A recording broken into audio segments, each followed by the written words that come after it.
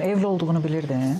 Hə, əlbəttə ki, mən dəfələrlə olub ki, ayrılmağa cəhd göstərmişəm, maşına oturub qaçmışam, başqa rayona gizlənmişəm, gəlib yenə də məni tapıb, yəni falan filan. O biraz çox başqadır da, yəni ki. Amma mən kiminsə ailəsini dağıtmamışam. Bu dəqiq. Mən heç kimin ailəsini dağıtmamışam. Və bəzən deyirlər ki, qadını suçluyorlar ki, ailə dağıdansan, heç kim kişini günahkar bilmir.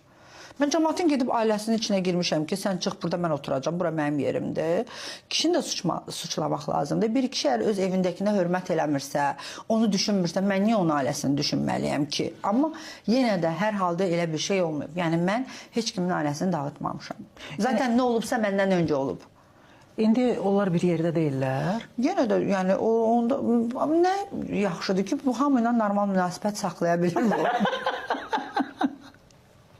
Hamıyla normal münasibət saxlaya bilir. Yəni orada birinci ailəsi ilə də maraqlanır, orada qalır, gedir, gəlir. Yox, qalmağını qalmır, amma gedir, gəlir də, yəni ki.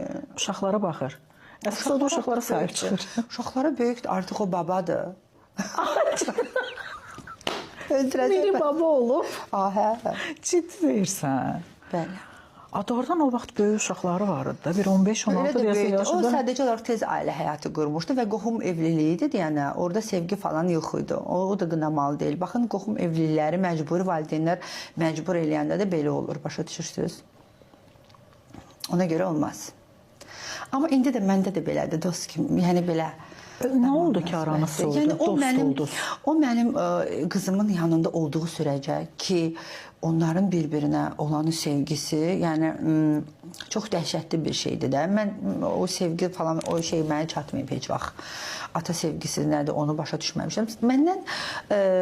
Mənə çox uzaq olan bir hissdir. Mən o hissi heç vaxt yəni bilməmişəm də necə olub. Nəsə eşitmişəm, kimsə, misal üçün də qızlardan, atamı daha çox sevirəm, anamdan falan. Qəribə gəlir. Biraz mənə belə şey gəldi ki, necə də, yəni sanki elə fikirləşirdim ki, həmişə o hiss mənə yad olub, amma həsrətində olmuşam o hissin. Həsrətində olmuşam, amma bununla yanaşı mənə yad olub. Hərdən fikirləşmişəm bəzi nüanslar ki, elə yaxşı keç olmayıb, misal üçün. Bəs nə oldu aranız soyudu sizin? Hərdən fikirləşmişəm ki, kimlə? Miri ilə. Necə oldu ki, gəldiniz, dost oldunuz? Yəni sevgi keçdi. Zaten 13 ilə sevgi qalar, qurban olun. Niyə qalmır? Harda qalır o? 13 ilə Yəni sevgi 13 ilə hər ailə dağılmır axı. O dağılmaq başqadır, amma 13 ilə sevgi olmur axı. 3 ilə bütün sevgi, məhəbbət hamısı bitir. Ehtiras qala bilər insanda, öyrəşmə qala bilər, nəyəsə xatir bir yerdə ola bilərsən. Amma sevgi maksimum 3 il, 4 ildir. Çətin əldə eləyənə qədərdir.